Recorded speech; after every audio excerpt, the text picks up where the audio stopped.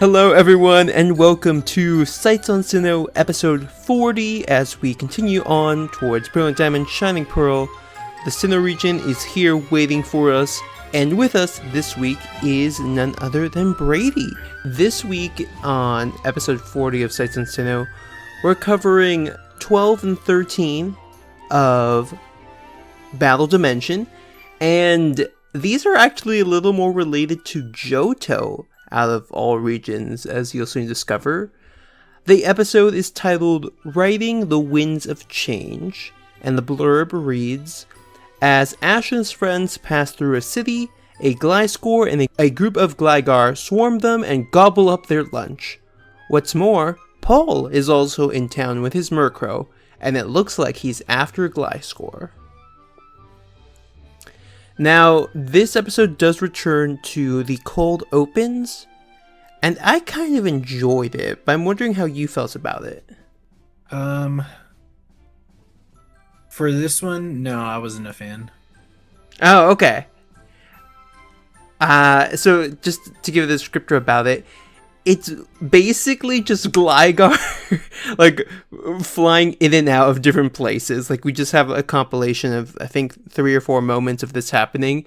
And to me, it kind of set up the dilemma of this whole episode with Gligar just infesting this town.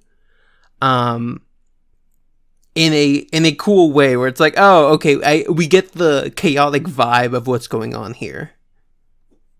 Okay, I can see that.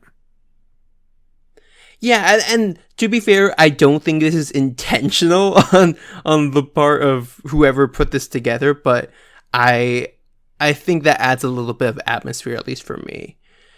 But for Ash and his friends, they don't really get to enjoy this atmosphere of the town as much, as they're just chilling in the park eating, when suddenly Gliscor and Gligar just, like, sneak over them as they hover in the air and then swoop down to grab all their food. So here, were you surprised of what the reactions were?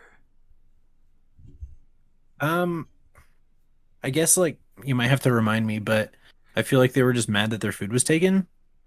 Kind of, like, they weren't even as mad as kind of scared. Like, they just kind of grabbed their Pokemon and ran to the side away from their food. And once everyone was, like, safe, they just put them back in their balls. But I was like, I feel like one of them at least should have tried to fight back, but they really didn't. They gave in pretty easily, which I found a bit surprising. I guess I didn't really think about that, but maybe using, like, a big group of Pokemon fighting as a trainer is a lot harder to, like, divide your attention versus a wild swarm, where it's like like a swarm moves in a single brain mentality versus, like, the trainers having to tell multiple Pokemon what to do, multiple trainers and multiple Pokemon. That's true, yeah. And they could just also be overwhelmed by the amount of numbers. And they're like, maybe if we don't fight, it'll be safer for us, actually. But the person who does decide to fight is none other than Paul, who pops up and attacks them using Weavile's Ice Beam. But before he can go in after this Gliscor, they're able to just ride the winds away into the town, leaving Paul empty-handed. But before this, we do get a Pokédex scan from both Ash and Dawn, with Dawn getting the Dex entry for Gligar, and Ash getting the one for Gliscor, because clearly Dawn's probably never seen a Gligar, and Ash has definitely not seen a Gliscor, so just detail there, which I liked. Is this the season that adds Gliscor? Yes, because Gliscor was not in Gen 2, yeah. Yeah, so Gligar is Gen 2, and then the evolution was Gen 4. Exactly, yes. Cool. Okay, so that kind of gives more context to this episode, I'd say.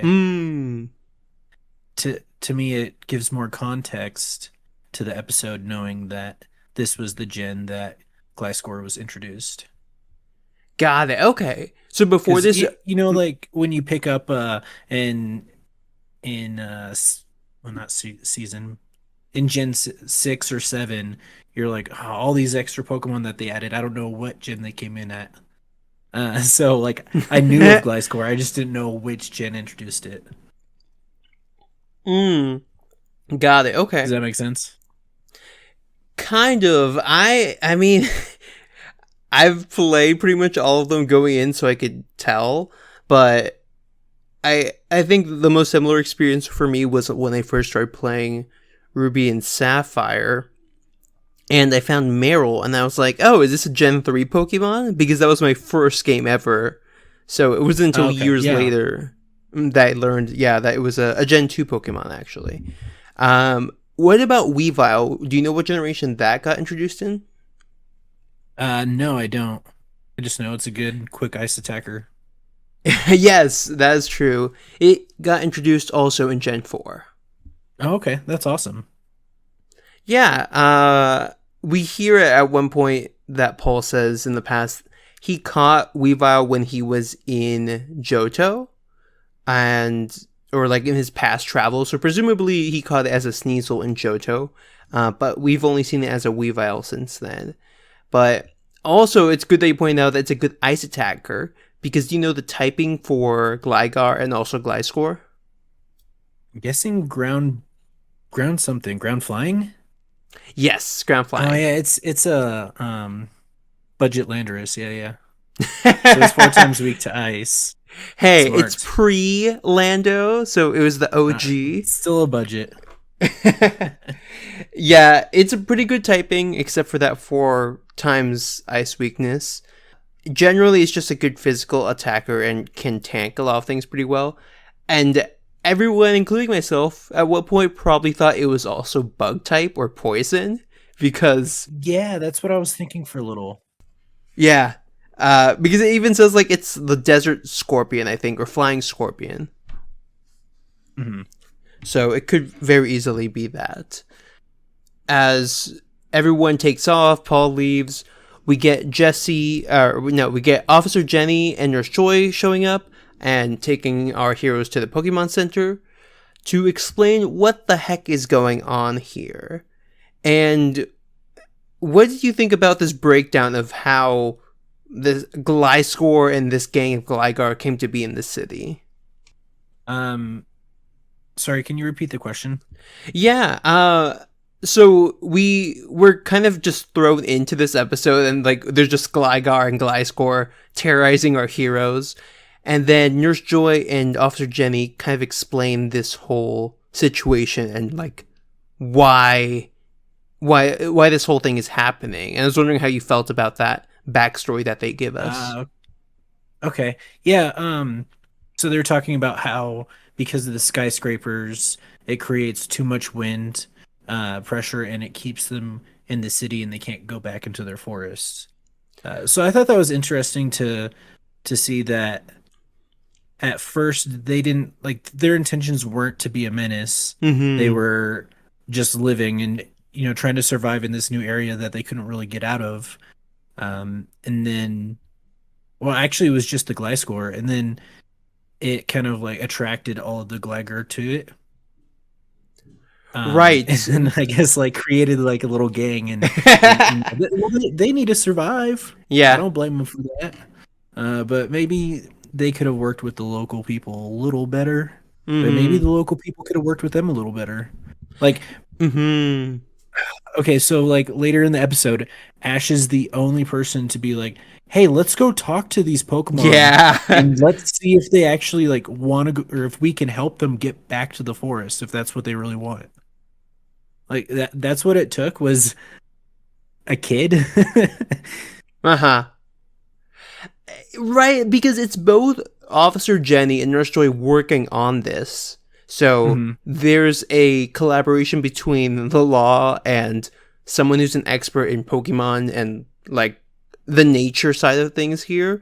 But apparently neither of them really thought to just talk to the Gliscor, which I found interesting. And yeah, Gliscor just kind of got stuck here because of the wind and because of the buildings. It also made it hard to get out given the amount of wind trapping it in here. And then on top of that, the supersonic waves that it uses to get around actually got it just got bounced off so much from the buildings. It went into the forest and attracted all these Gligar, as you mentioned. So I kind of like this problem here being that you have a natural group of creatures that are just working on their instincts, and it's not really their fault. Like, it's kind of the fault of the people who put the city there if you're looking at it in the bigger context. Yeah, for sure. But yeah, as we kind of get the backstory here through all these flashbacks of Nurse Joy and Officer Jenny, they have actually figured out a plan. So, to their credit, they didn't need to wait for these kids to show up to give them an idea of how to get the Gligar and Gliscor out of the city. Because they've concocted a plan where they have a truck full of fruit and are going to lure the Gliscor and Gligar with this truck of fruit out of the city. Yeah, I thought that was pretty smart. The first part of that scene, they're like in this building or a church or I don't know, something like that. It's kind of like a taller building. Yeah, and it's a Pokemon center on top of a skyscraper, I think. Yeah. Oh, okay. So then like this white ball just flies in through the window and lands there and then opens up and it's a bunch of fruit. And I'm like, this is a trap. Don't do it. And, I'm expecting maybe they eat it and then they just like pass out. And then they go and gather them all up and be like, all right, we're gonna release you into the wild. That's one option. The other option is like, again, why don't you just catch them and release them? Catch them, walk them out to the forest and release them again. But I don't know, maybe that's cruel. Right, because I think there's been past episodes where like catching them and putting them in the ball could make things so much easier. But yeah, it seems to be a theme of the anime that's like, maybe just because that's the easiest way to do it doesn't mean it's ethically right. Yeah, that's what I'm wondering. And this also comes up specifically later in this episode. Correct. You're right. Yeah, we'll definitely talk about that. I have lots to say. Oh, okay. Good to hear. And as the plan seems to be working, everyone's chasing them. We do get this one silly Gligar throughout the episode who's kind of like the slow one. And here, he also is the last one to leave the building as he's like finishing up the food. But before the truck can get outside the city limits, they turn around and find that Team Rocket in the balloon has captured all these Gligar in a glass cage. So, presumably they just like timed it perfectly and just sealed them all up here. It was kind of unclear. I didn't think there was a lot of clarity to that. However, I didn't expect them at all. So I think this is like one of those few times where I'm like, oh wow, Team Rocket, like you showed up in a pretty big way to ruin something that these kids in this town are trying to accomplish. Right. And it actually seemed to be working pretty good. Yeah, because as we see, Ash and Dawn try to help them break out of it with Pikachu and Piplup, but their attacks fail.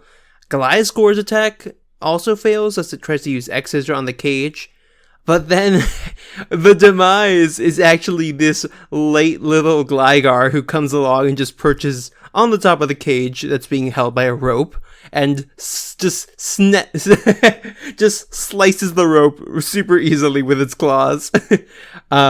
After Team Rocket's just been bragging that this cage is indestructible, but unfortunately the rope holding it up is not.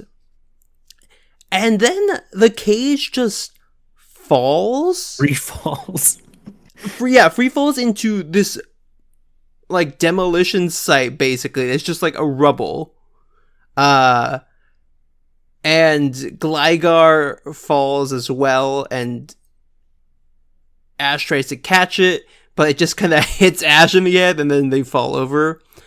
To kind of cover up the fact that as we the camera like shows us what happened to that group of Gligar and Gliscor.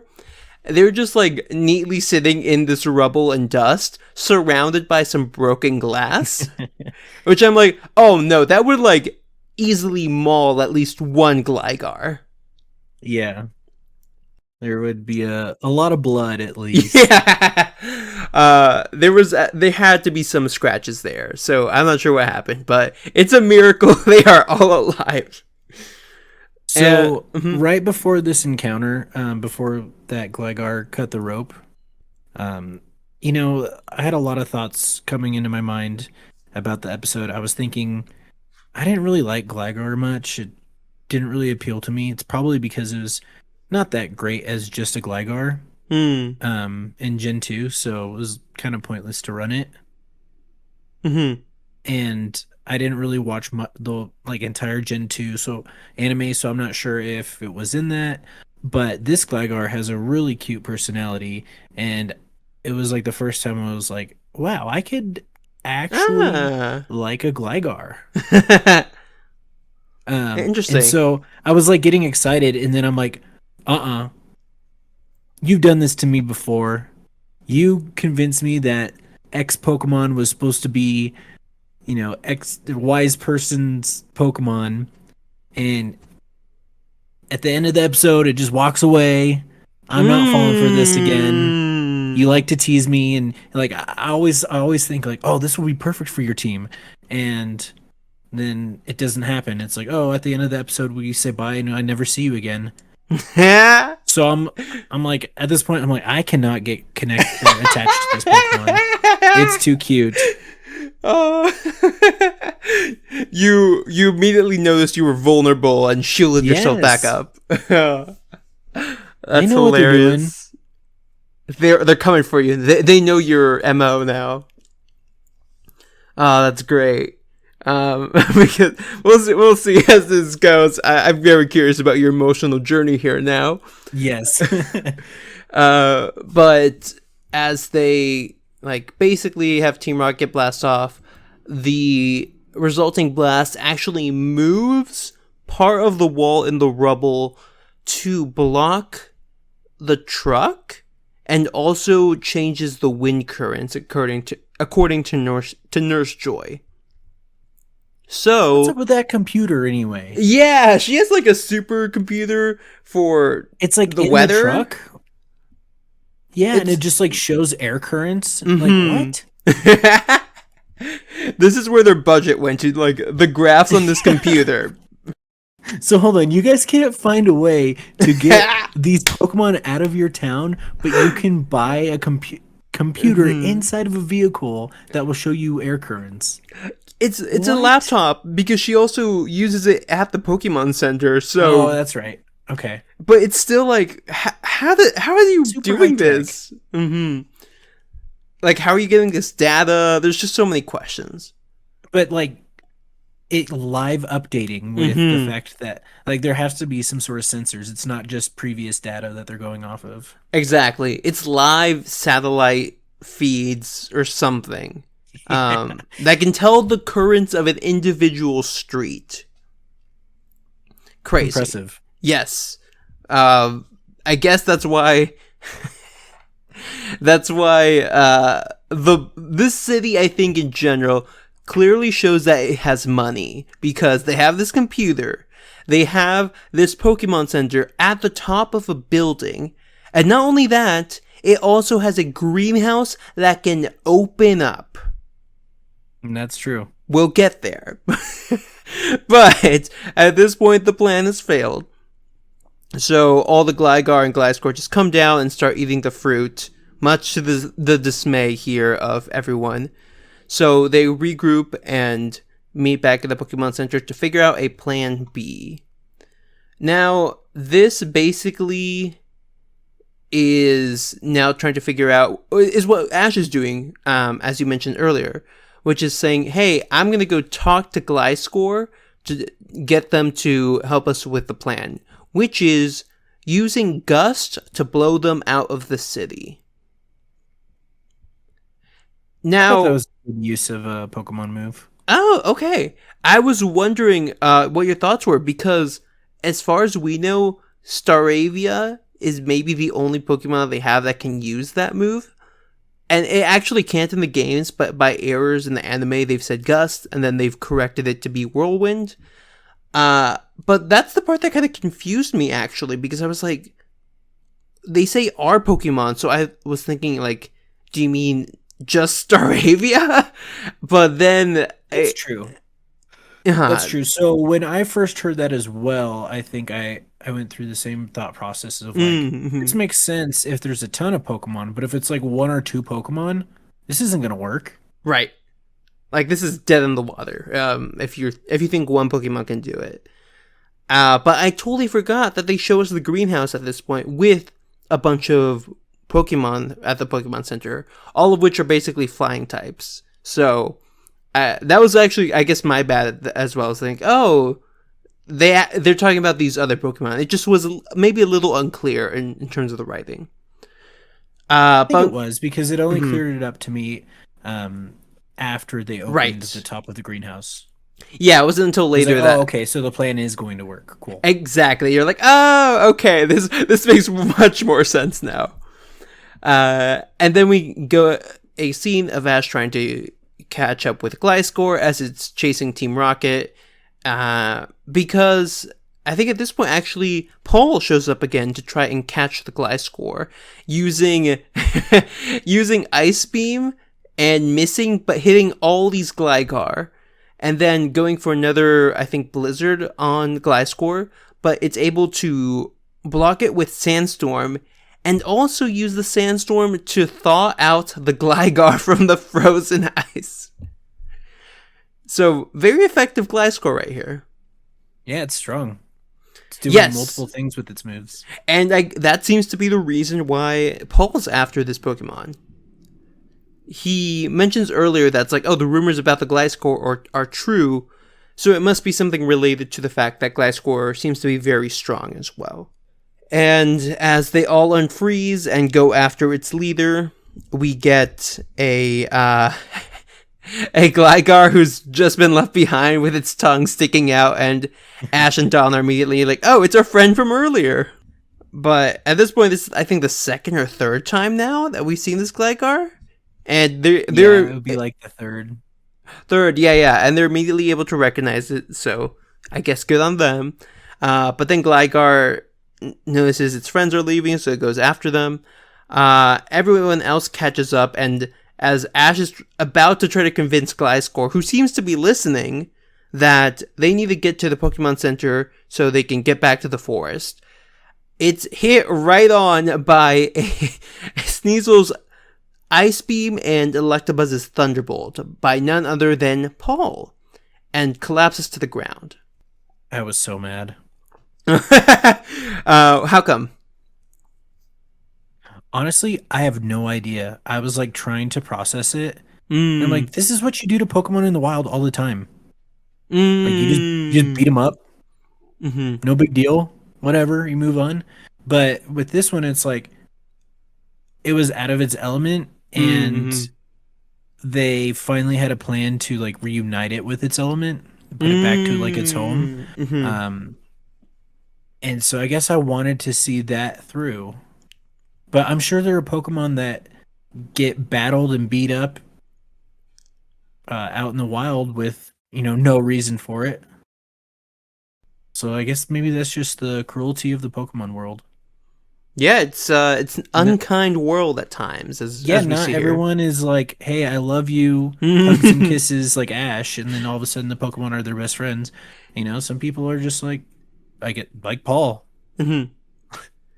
No consent really here on behalf of Gliscor.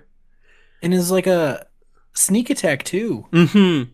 Because Ash, I think that's the part that also bothered me, was like, Ash was clearly there to do something with that Gliscor, but Paul just came in out of nowhere to take it down. Right, so he uses that as an opportunity for himself. Yes. And also somehow Thunderbolt works here, though it's a ground type. But hey, I didn't question it. Yeah, just the brutal look on Gliscor's face as it's finally hit for the first time this episode. Like, Mhm. oh, that just hurt also because it looked like it was about to listen to Ash.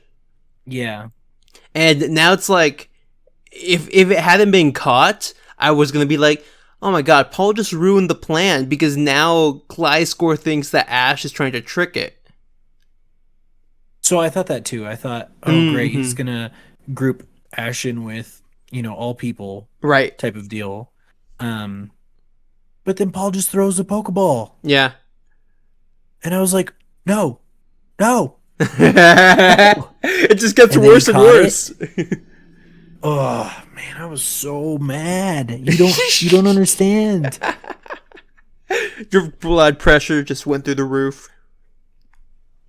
It just is a continuation of Paul's character of he doesn't care about the Pokemon, he sees them as tools. Right. And things that he owns and possesses or that he can possess, um, versus partners and all the stuff that Ash's ideals are. Mm-hmm.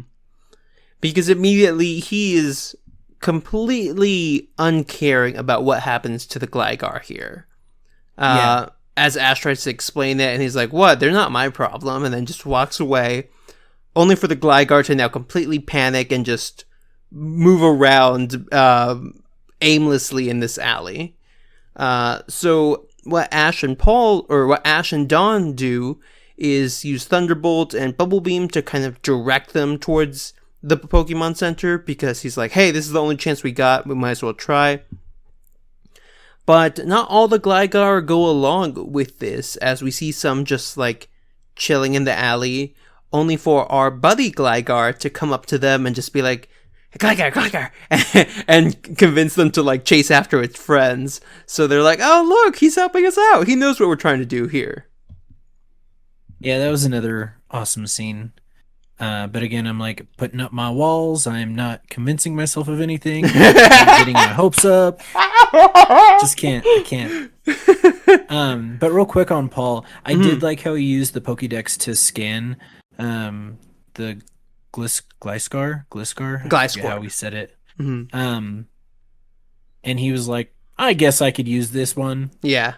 And it's like, what? You could have at least been like, oh, sweet, I caught it. Yay. Mm-hmm. It's like, I guess this one could be useful. Like, Mm-hmm. oh my gosh. He just analyzed, confirmed, proceed. Yeah, and then move on to the next target, I guess. But I did like how he used the Pokédex, so I did want to point that out. Yeah, he's used that a few times before. I think with Stantler or Syring, to name a few.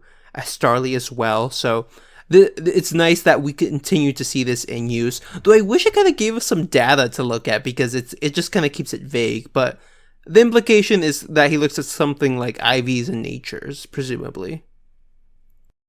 And moves from the Starly episode. Exactly, right. Because we find out that it's like, oh, that's how he finds out that that Starly knows Aerial Ace, which he uses to his advantage. As we cut to the Pokemon Center, this is the moment that I was like, oh, and I think you were as well, as they open the roof of the greenhouse with all these Gliscor flying in to have them perch on the trees, but then quickly get blasted away with all these Gen 1 Pokemon like Spearow, Butterfree, and Pidgeot using Gust to blow them out in the direction of the forest. Didn't they have a Beautifly as well? They might have, actually. I've noticed mostly Gen 1 Pokemons, but there could be a Beautifly hiding in there. But this explains, as we were talking about before, what Pokemon they were talking about when they were like, this is how we're going to make this plan work. And yeah, it seemed like it was a decent group. Yeah, and it was like, oh, cool, Nurse Joy and Officer Jenny are doing things. Like, it's not just them relying on their Pokemon. Because I was like, oh, did Ash, like, leave his Staravia there? And then it's like, oh, okay, this makes more sense now. Yeah, it was very coordinated, which was impressive. Especially after they had to improvise. Right, like, they were already there to receive them and, like, they got their timing down and everything. And the Pokemon were just like, all right, cool, we got this. And then another group comes in along with the buddy Gligar that they're friends with. And Ash uses Energy Ball, I believe, to try to like get them going a bit more. And this is actually a like minor plot detail that comes up more as the episode goes on. But Turtwig is still trying to learn Energy Ball here, and it either keeps missing or just doesn't have quite enough distance here. But as Pikachu's Thunderbolt fails, Turtwig actually is able to step up and concentrate enough to hit Energy Ball at Team Rocket's balloon and send them blasting off. So the episode opened up with the episode opened up with Turtwig working on the Energy Ball, and Ash was like, try to hit that tree. And I'm thinking, right. Okay, first of all, that's not even a big tree. It was pretty small. What are you going to do? Just blow up this tree in the middle of like this city? It looked like there was like a pathway there. So yeah. That was like destruction of property if he actually hit. But he missed, so it's all good. Yes. Maybe that's why Turtwig missed. He didn't want to destroy the tree. He knows. He's like, no. We can't pay that fine. Ash, you don't have any money. But yes, here it comes in clutch as it misses the first time. But with Ash's tutoring and like encouragement, it's able to concentrate enough to blow Team Rocket out of the sky and let the Gligar freely fly back to their home in the forest. So we even managed to put in like this C plot of Turtwig learning and perfecting Energy Ball here. So it feels organic for sure, and I really like that about it. Now, speaking of organic moments, as everyone's saying goodbye to these Gligar and the sun setting, everyone's like, oh my god, we did it somehow. Oh, there is a Beautifly. I just double checked, so you're right there. Officer Jenny and Nurse Joy are both like, oh, that's great. Like, the city is finally free of this Gligar infestation, only for the buddy Gligar to come crashing back in to Ash. Dom pulls it off him, but they're like, wait, why didn't you go with your buddies? Only for Brock to explain, it looks like Gligar wants to go with Ash. Yeah, for a second I thought the episode was ending after Gligar flew away with them, and I'm like, I freaking knew it. There's no way, right? There's absolutely no way. And then it flies away, and I'm like, I freaking knew it. I knew it. I can't trust him. But one thing that was like super cute was when, I can't remember if it was Ash's Gligar or one of the other ones, but when they were getting blown off of the rooftop or the greenhouse, one of them was like attached to the tree and like trying to grab the berries, but because of that hair. So I really enjoyed that scene. That was cute. Definitely, yeah. It's like, oh, let me grab this snack. But yeah, Gligar comes back in, gives Ash a goofy smile, and joins the team. So, yeah, you did not get your heartstrings tugged for no reason this time. Yeah, I was pretty happy about that. Does it? Are you sensing a pattern with why Gligar joined the team? I'm guessing it's to like rival. Oh man, what's his name? I already forgot. I'm already so mad at him. Paul. Paul. I'm guessing it's like to rival Paul's Gliscor, but I'm also like very curious about that Gliscor, about how it's going to react like the first time Paul lets it out of the Pokeball. You know, is this something that normal trainers have to deal with? Like, like this Pokemon was on the brink of getting its escape, and then it gets beat up and then caught out of nowhere. Like, once it gets put into the Pokeball, are they just reprogrammed to listen to that trainer? I mean, we've seen it in the past where Pokemon don't listen, some do, but maybe Charizard didn't because it had a different like trainer ID if we're talking about like the games. It Mm. wasn't an actual wild Pokemon, it was another trainer, so it was almost like a traded Pokemon. Um, Very true. Yeah. but I don't like I don't know, is this Gliscor gonna be mad at Paul? How I guess how does that relationship look? And then Mm-hmm. how does the relationship between Ash and that Gliscor look? Because Ash was like finally reaching to it. Um, so I don't know. It's just a really weird dynamic for me.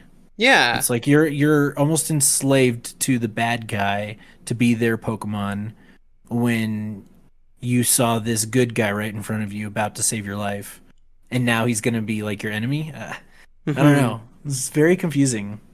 No, definitely. And we do get some answers, I believe, moving forward. But I think this episode is great in the sense that it sets up a lot of these questions in a natural way, where it's like, yeah, a lot happens to progress, but now you're like, oh, what does the status quo mean for these two trainers and these Pokemon as we keep going forward? Um, one thing that I was trying to edge you towards with that question a bit was the fact that Gliscor is a Gen 2 Pokemon. Okay, yeah.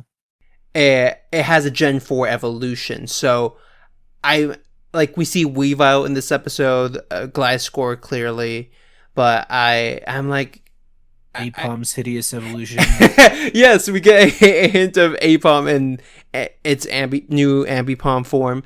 So was that in the back of your mind? That's like, oh, that's why he's getting a Gligar now out of like the last 10 seasons. No, not when I was watching it, just because Mm-hmm. again, I wasn't sure if Gliscor was new to Right. this gen or not. But Mm-hmm. after we had that conversation earlier, I think yeah, it definitely cropped up, and I was Got like, oh, it. okay, that makes sense that he would. But this is after I already knew Ash caught the Pokemon, and so I was like, Mm-hmm. oh, okay, yeah, this makes a lot more sense. It pieces it all together of why Mm-hmm. he would catch this Pokemon in season 4. Yeah, exactly. Or season 11? Or Sorry, wait.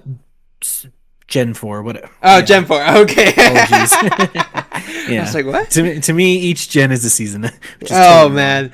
Yeah, I've definitely thought about that before because, like, we're in season 10, we're in season 11, but season 10, 11, 12, and 13 are all Gen 4. So there's no, like, one to one, which is kind of annoying in the bigger scheme of things. But just some weird structuring that they have going on with Pokemon seasons.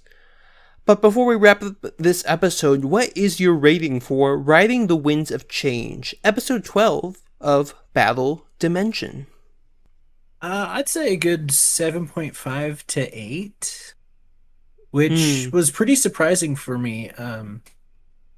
But I feel like the amount that Team Rocket was in their plot, at least in the beginning, was really good. Like it showed them in a good light. Like, hey, you can actually do your job pretty well. Hmm. Mm-hmm. And like in catching me off guard, because a lot of times it's, oh, they're in some stupid outfit and hey, we want to train your Pokemon for you, you don't know who we are, but give us your Pokemon so we can make Mm-hmm. them stronger. And it's like, oh yeah, okay. uh I don't like those types of things, but in this one I feel like I felt like they really were cast in a good light for like being the bad guys. um Mm-hmm. but then also I think the emotions that Paul made me feel probably, Mm. like, even though they were like negative emotions and I was like upset about it and I didn't like how things turned out, I think that it did its job. Mm-hmm. So you know what I mean, like if you get an emotional response to it, whether it's good or bad, it I feel like it did a pretty good job. Definitely. I can also relate. I feel like this has been a pattern for some of these episodes that I'm like, was this good? Like I know what happens here, but was this actually a good episode? And to my surprise, for the most part, that's been a yes. Because, like you mentioned, there's that emotional tug that you see here. The the plot isn't immediately obvious for a lot of it. You get some character interactions that kind of spice up the story in a nice way. Having Turtwig learn Energy Ball like this felt like it was earned, but also didn't unnecessarily take up a lot of time. And yeah, I think it's a cool way to get Paul in here and not directly have him even clash with like what the goals of Ash and his friends are, but still interfere in a way that's so infuriating because of the morality and the ethics behind like his interference without him really caring is another subtle almost way of showing the difference between the two. So yeah, I think for me I'd give this a 7.5 out of 10. Yeah, I think the only thing that was maybe keeping it was maybe some epic battle. Yeah, maybe like Ash beating Paul after he got the high score, be like, I'm pissed off at you, so now we're fighting. We do get Ash's Gligar trying to attack Paul at one point, but it's immediately knocked away by a Thunder Punch. So we get that, I guess. But yeah, that's also like a neat little detail. Did it look like the Gligar took damage from it? It does, actually, because it kind of gets knocked wasn't down. just like being pushed away. It was like, oh, that actually affected it. Right. Which is very weird considering the very next episode, but we'll get into that. Yeah, that's a good point. I didn't even think about that, but a good segue as any to jump into Sleight of Sand episode 13 of Diamond and Pearl. Okay, there's a cold open. It's bizarre as heck. I'm not even give it much time, but basically our heroes arrive at a desert and they bring out all their Pokemon to just come and play. And as they're playing, we see the ground start to shake beneath them, and a Hippowdon pops out of the ground right underneath a Pachirisu.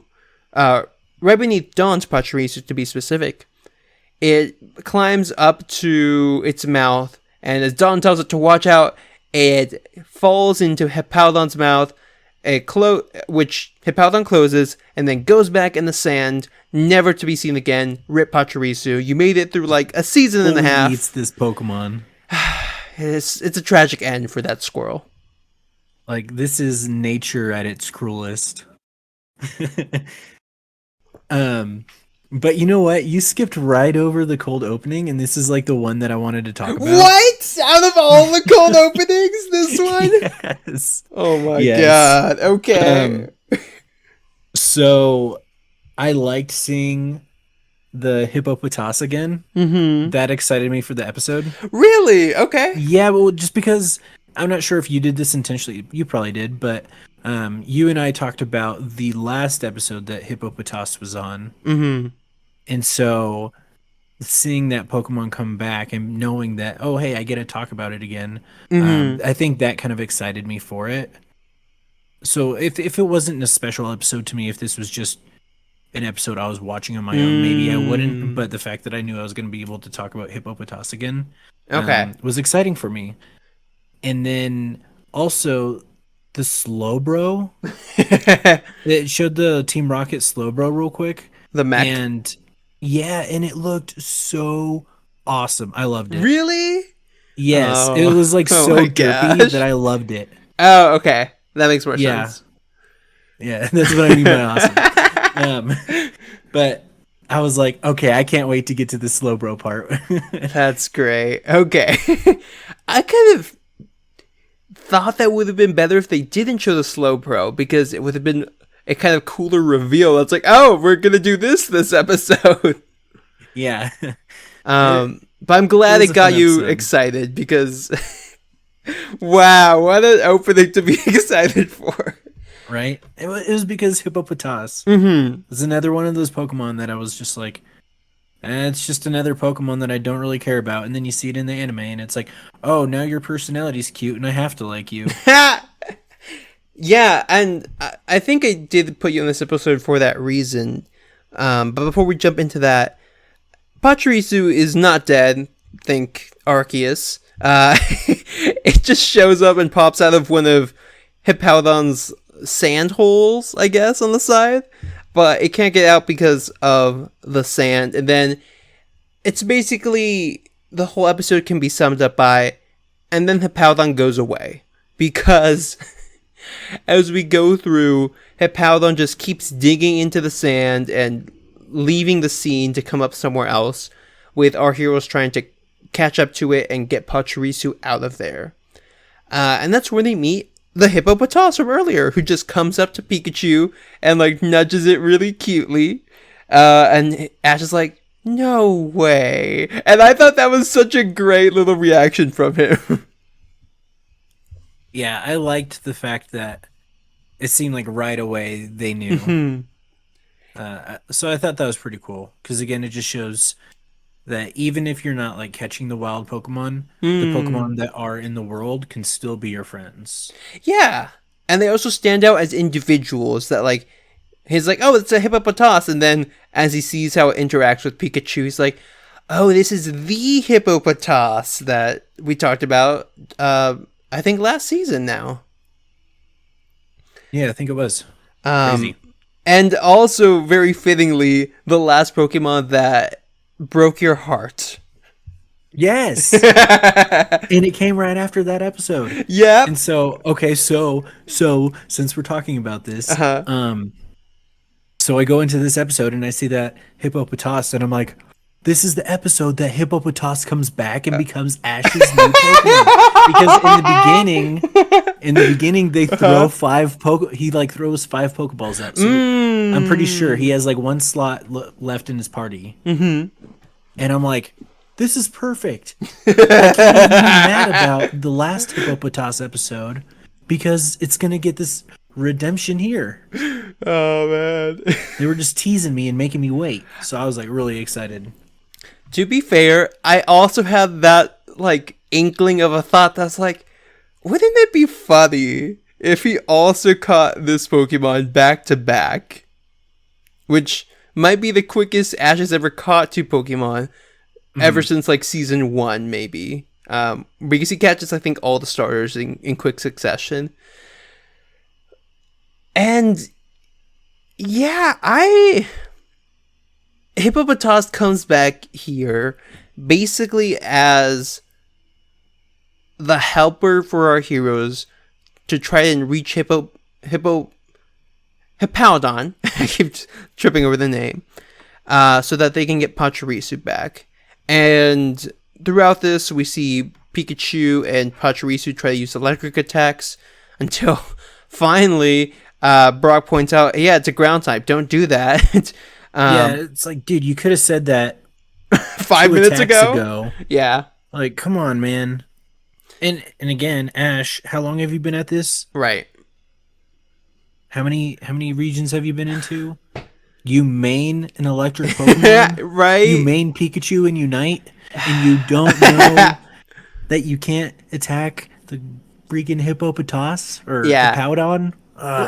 Especially after seeing Pachirisu's discharge fail, you should put 2 and 2 together. But I guess to be fair, in Ash's defense, in the very last episode, a flying ground Pokemon got hurt by electric, so they just make up rules whenever they want. I don't know, maybe they thought the flying will cancel out the ground, and so it's neutral damage. It's like, well, yeah, I guess, but that doesn't work like that. Yeah, that's unless funny. It's like Pokemon Go or whatever. Right, they're going by Go rules 10 years before. But yeah. Yeah, it is interesting because the whole last episode, like, they just threw type advantages out the window for a bit.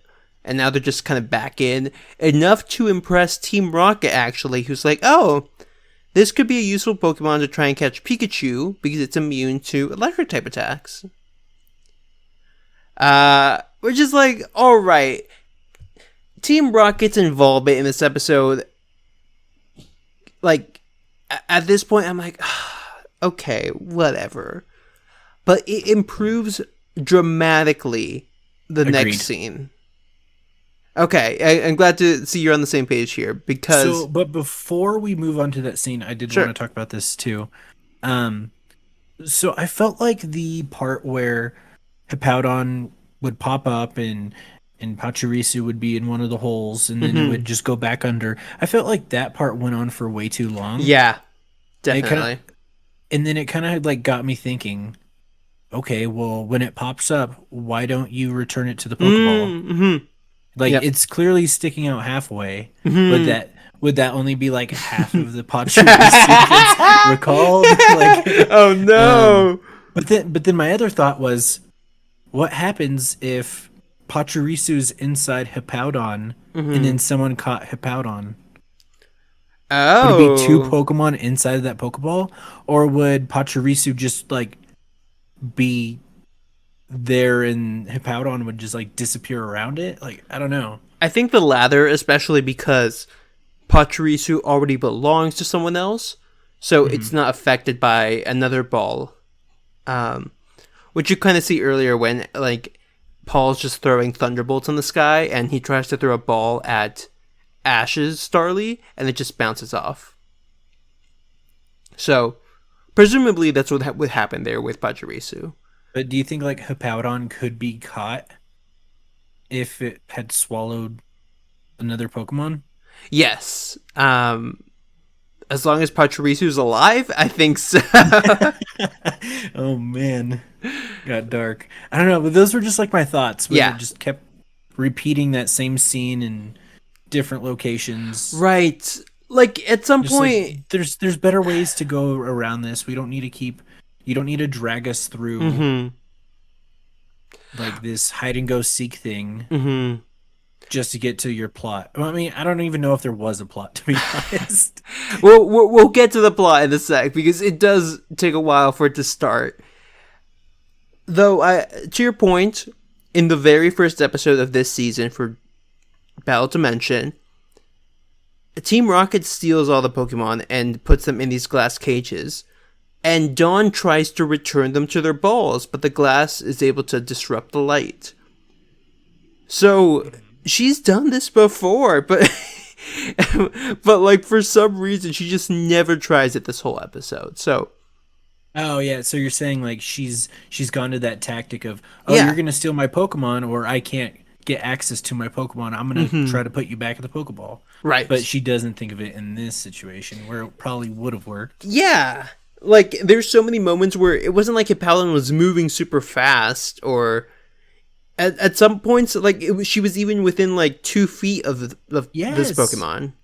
You could literally touch the Yeah. Pachirisu with the Pokeball. Uh You don't huh. even have to aim. Exactly. So I don't know if the heat in the desert was just getting to her head or something, but Yeah, we'll this blame it on that. that's the best excuse I got for your dog. I'm sorry. Um, but as Team Rocket tries to haul away the Hippowdon after throwing a net on it, and everyone shows up to see what's going on, a big Rhyhorn mech with an R on it pops out of nowhere, and everyone's like, "Is this yours, Team Rocket?" And I think Jesse or James is like, "Now we're broke." Yeah, that part made me laugh. Yeah, which is why they're using the net in the first place. But It's like instantly once that Rhydon showed up, it mhm. was like, oh, okay, this is going from a bad Team Rocket episode to a good Team Rocket Yeah, episode. yes, it immediately turns around because for the price of one, we get two Team Rockets. Who's the other Team Rocket? Butch and Cassidy. So Now, I yeah. don't know if I remember them too much. Like I know their names. Mhm. I vaguely remembered what they look like, but where else have they been? They were most prominent in the Johto era, Okay. especially with helping in kidnap the baby Lugia. Oh, I have no idea about that. Oh man, you are in for a treat. It's like a 3-part episode basically, but it's a whole thing. There's like a Team Rocket underwater organization building. Um, Baby Lugia is like an anime exclusive thing, so if anyone's new to hearing that term, don't worry about it. Only for that episode. But they are the more historically competent Team Rocket who gets favored by the boss with equipment and perks and stuff like that, as is kind of explained throughout this episode. Mm-hmm. Because they're like, hey, where'd you get this Rhyhorn from? And they're like, oh, we like Professor Namba gave it to us. And as we proceed, everyone seems to call this professor by the wrong name, only for him to call and just yell, it's Namba! and hang up. So that was like the bit of the episode that I just didn't get. Okay. I'm not sure if I was missing something or what. Is this something that's happened previously? Is this professor like just used for this episode? Yeah. So all these characters are returning characters, including Namba, who is the head researcher of the whole Lugia operation. And is there like a running joke from back then that they couldn't get his name right? I believe so, yes. I know for Butch, there definitely is, but I don't totally remember if Namba also was the same thing. But in this one, they definitely make that the case. Yeah, I guess I could have gone without that part. Yeah, and if you don't have context, it totally is like, what? What's happening here?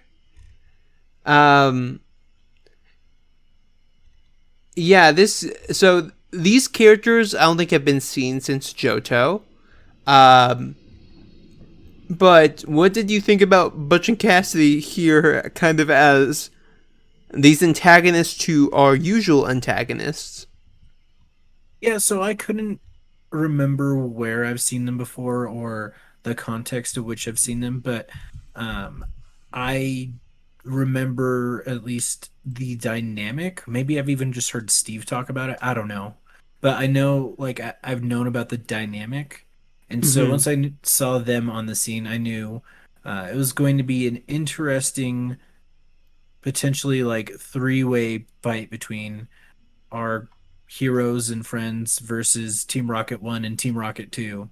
Like, so all three of them were going to be against each other. So I felt like from that point on, the dynamic of the episode shifted, and it was in a good way. Like it was, I have no idea what's going to happen, but this is, to me, it was like one of those more like funny, loose episodes that you're just supposed to sit back and enjoy. Right. It's so chaotic, which makes it a bit hard to talk about, but it's basically our Team Rocket kind of trying to stop the other Team Rocket because they have a lot of pride and are like are very angered by everything that Butch and Cassidy are telling them, like, oh, actually we're the favorites of the boss, and that's why we have the equipment. Even though like we're the only Team Rocket here in Sinnoh. Yes, like, but we were. So it's just breaking their whole illusion of being the boss's favorites, which I think is hilarious to see. And I think at this point it's like very obvious. Like team, like Jesse and James, you are not the favorites. Right. They send you wherever they don't want things to be messed up. They're very strictly in denial. Yes. And as the episode goes on, it's hilarious because this is some of the most effective we've seen them be, and it's against their own organization. Which actually happens again in Journeys, and I thought that was actually done kind of cleverly as well. That's true. Were they in Journeys?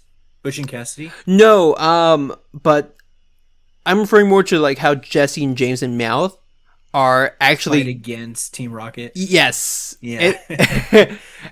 Mostly to keep their pride, which I think is hilarious. But the whole Dr. Namba name thing has also been a recurring joke, as I quickly looked up. But yeah, it soon is like a challenge between them and the other Team Rocket with who can do what first, as they try to get this Hippowdon, and our heroes are just kind of caught in the middle of all this fighting. Until we get to the scene where it's the mech Rhyhorn against the surprise derpy mech Slowbro. Yeah. Talk about Gen 1. we Look, yeah. it was good. It was good. It was when I saw the Mhm. like when I saw the Rhyhorn, and I'm like, oh wow, that's actually like really well done. And they Mhm. pointed out like, hey, we like that's expensive. We're broke. Mhm. And then they come out with this slow. Yeah, I think Jesse's like, and we don't have to pay it down for 12 months or something. Yeah, yeah, it's interest free for 12 months. Yes, there we go. Oh man. Uh, yeah, that was a great little joke. I'm also like, where did you get this though? That doesn't explain where this came from. Um, and then they start fighting, so our heroes are like, yeah, let's get out of here. And they just start running away with Hippowdon. Yeah. Eventually, the mechs, I think the Slowbro gets destroyed by the Rhyhorn's horn missile, which it launches right into the Slowbro's chest. I love how like every time Slowbro was doing like the robot was doing Yeah. things, its facial expressions were changing. Yes, the eyes would like Yes. show pain or like anger. I mean, it was kind of sad, but it was also really good. Yeah, it definitely made it more interesting to watch. Super entertaining there. As the Slowbro is destroyed, they start battling. There's a Shuckle from Butch, a Gramble from Cassidy, and so Viper and Gramble just bite each other. The Hippowdon gets caught in the fight between Carnivine and Shuckle, and eventually the MVP, and I think the one of Simbaco's now like favored Pokemon, saves the day. I remember the Hippopotas Yeah, doing like Sandstorm. Is that what you're talking about? you're right before that actually. Oh, Yon? Yep, Yeah. It it was hits good. everyone on Team Rocket side with Yawn, and I'm like, dang! Why didn't you do this the Time it was first just shooting it episode? off like at random, Uh-huh. and everyone like was getting put to sleep, good or bad. Yes. This time it was very accurate. Extremely effective. He just yawns once and all these bubbles hit like the Pokemon, Team Rocket, and then that's when it hits him with the sandstorm to just blow him away. And I'm like, wow, I like my whole excuse for why Ash didn't catch this Pokemon last time was because it wasn't really a Pokemon that he could battle with. Like it just didn't seem like a Pokemon that was interested in that. But Yeah. now looking at this, I'm like, Ash, catch this! Yeah, I mean, at this point, it's very clear that by the end of the episode, Hippopotas is going home with Ash. Very Right? clear. It's like clearly the second time we've seen it. It's not a coincidence, and it's effective at battling now. After a few episodes, but before we get there, we see I think we see Hippowdon blown into the air where it falls on its back and then just spits out Pachirisu. Yeah. Only for Dawn to call it back and is like, okay, get away from that thing. And Hippowdon stepping in with Hyper Beam to blow away Team Rocket as well. Wrapping up the episode pretty much with Hippowdon and Hippopotas reunited, and Dawn apologizes to Hippowdon, which I'm like, girl, you did nothing wrong here. Yeah, was Hippowdon like freaking out because there was a Pachirisu stuck inside of it? Is that why it kept like going in and out of the sand? That's supposedly how they try to explain it. So maybe that's what Dawn was apologizing for not having enough like control over her Pachirisu of like, you know, when you're like an adult or a parent. I mean, neither of us are, but that I know of. But you see these kids going and running around outside, and you know, climbing all over statues in the city park that they probably shouldn't be on. And it's like, oh, okay, I should probably apologize for that. Like, yeah, they're just being kids, but they also shouldn't be doing that. So maybe it's like the same thing as like Pachirisu is just being a playful Pokemon, but maybe I should have corrected the Pokemon before it got on top of the random Hippowdon it's never met before. The thing is, Pachirisu was just in the sand, and Hippowdon came out from under Pachirisu. So That's true, but then it seemed like it was like climbing on its face instead that's of just jumping fair. off. Yeah, it does like just But start there wasn't scaling a lot in. of time for correction, I guess. Right. Because she pulls out the Pokedex out of all things before trying to rescue Pachirisu. But all's well that ends well. We pretty much wrap up this episode with everyone saying their goodbyes. And Ash gets a 2-for-1 on this episode of Sights on Sinnoh with Hippopotas joining the party. Except not.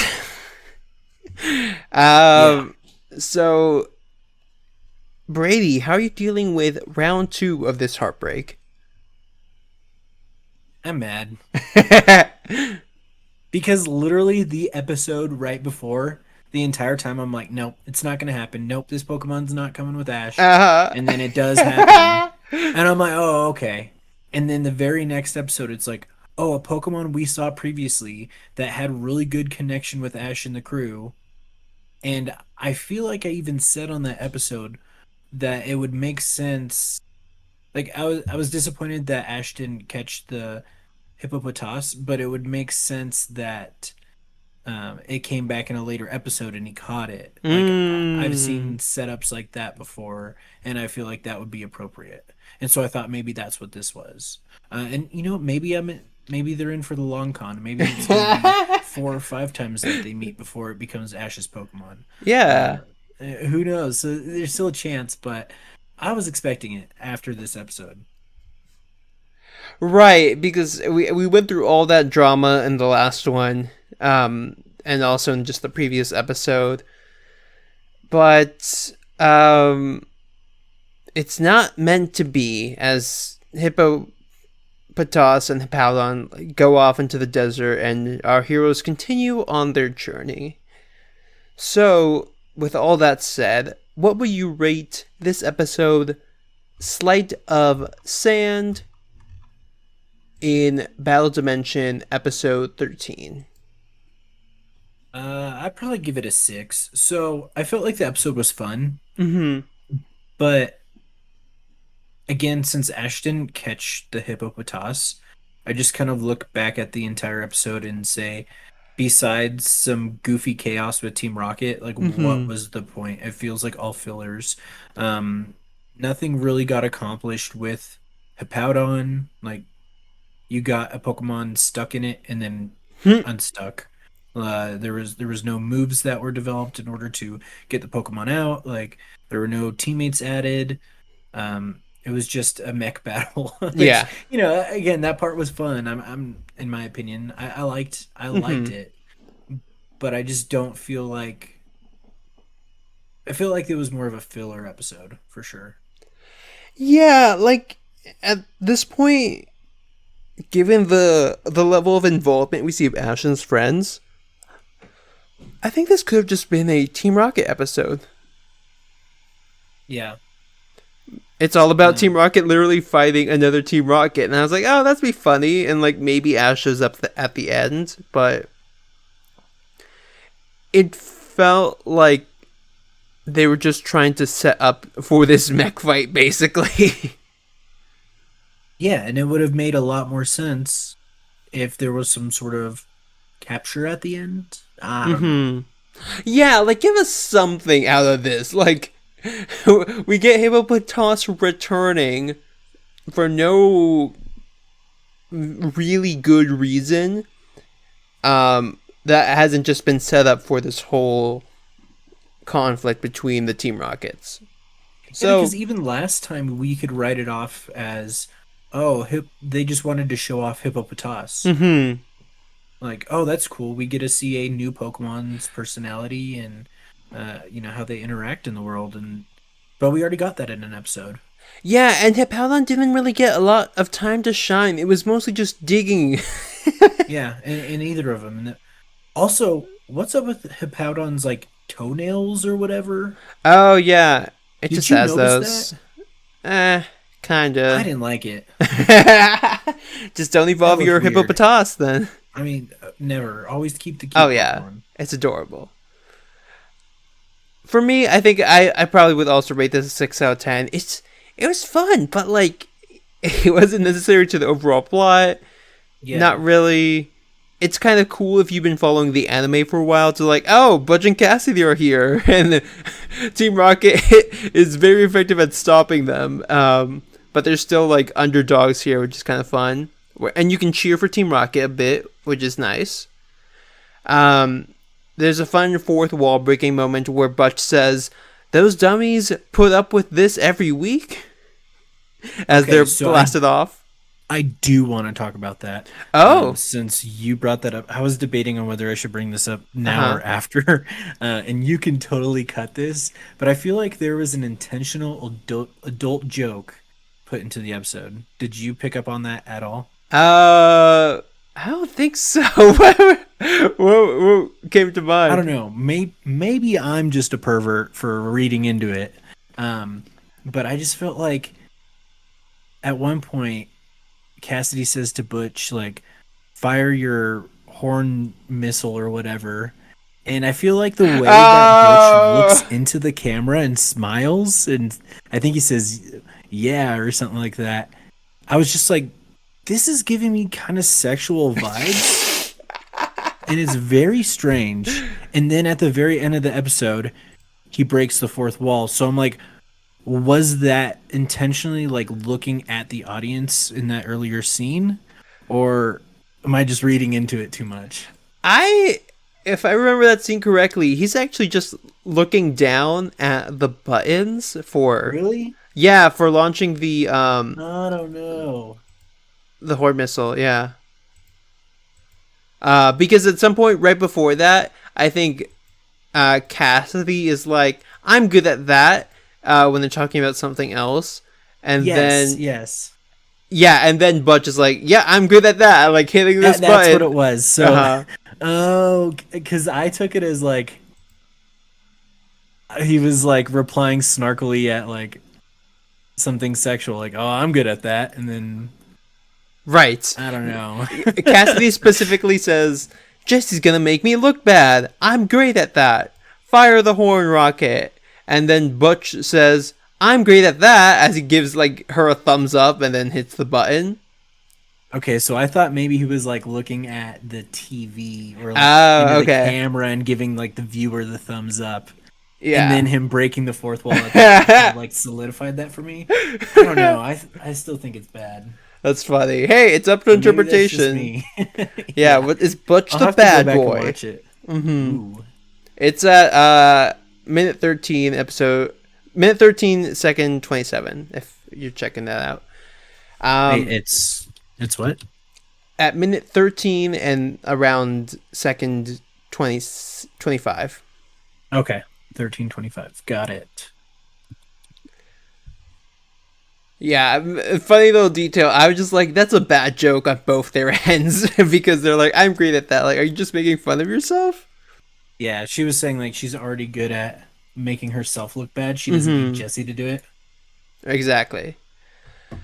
But Okay, yeah, this is super loud. question of the week.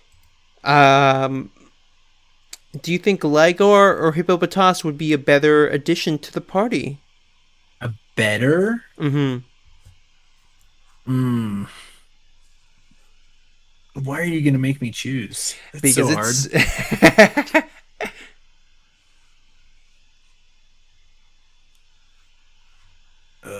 Why? This question is so difficult. that's why it's the question of the Um, week. I'd say Gligar, just because mm. I don't know. Powdon is super bulky. Mm-hmm. Ash You doesn't know what? run bulk. I'm gonna say I'm gonna say Hippowdon would be better overall for the team.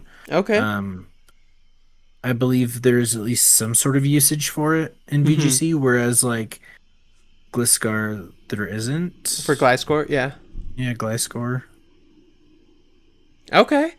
And Um. again, like, Mm-hmm. why would you have something that's 4 times weak to ice that's not Landorus? Because it's a cooler looking Pokemon. There, I said Uh, it. really? Do you think that? Yeah, it's like a cool gray scorpion. It gets poison heal, which is a You don't nice even know what ability. color it is because it changes Oh every my god. No, generation. Gligar changes. Gliscor is actually consistent. Okay, Yeah. that's fair. I kind of just like Gliscor's design more, so I think I would go with that. Um, Hippopotas just stops being cute when it evolves, and I'm like, oh. Um, Gliscor just has some cool moves that I can learn, and I think it's neat to see it be an improvement over a Pokemon from a previous generation. Which is all of Sinnoh basically for like a good half of the decks, but that's kind of my preference between the two. Got it. If you have a preference between them, feel free to leave that down in the comments. And as always, if you want to check out these episodes or just episodes of the Pokemon anime in general, feel free to go to Pokemon.com and check out Pokemon TV. And that's pretty much it for this episode. Brady, thanks so much for coming on to this emotional roller coaster. It was. And if people Ugh, want it to, was tough. yeah, if people want to console you, what's the place to do that? Yeah, you could do that on my Twitter Okay, at cool. Simbacoil. Just tell me sorry that Pokemon likes to play with my heartstrings. Do you think you will have a Hippopotas now on your team in Brilliant Diamond and Shining Pearl? I'll definitely consider it, yeah. Mm-hmm. Um, you know what? I actually don't think I've played with one. So Okay. yeah, I think I will. Yeah, go ahead and try it. I always like doing something new with my teams. Um, I'm still trying to figure out what I want to do for my party in Brilliant Diamond and Shining Pearl. Because some of the classic ones I have with me by the end are like Driftblim, Togekiss, Lucario, but I kind of want to mix it up. I've actually never used a Garchomp. Oh, So yeah, I just never put in the time to like looking for a Gibble and raising it, I guess. But I might just do that. I think I want to have Spirit Tomb on the team. Um, and I'm still trying to figure it out. There's just so many cool Pokemon that like are in this quick succession that I'm struggling with what that will look like. But hopefully, I'll have a better idea as we get closer to the game. And if you keep listening to the podcast, you might get some other ideas for your team as well. So feel free to share them with us as they develop in the comments below. My name is Will, and I'm over on Twitter and Twitch at Will Be Teasing. And once again, this week I was joined by Brady. yeah. Thanks for having me on. It Of was, course. I would say it was fun, but kind of sad. It balances out. It balances out. That's true. We'll catch you next week here on Sights on Sinnoh, as I believe we reach Veilstone City, if I'm not mistaken. So that will be an interesting time for sure. And if you are sticking around, we will see you in Sinnoh. Have a good one. Bye.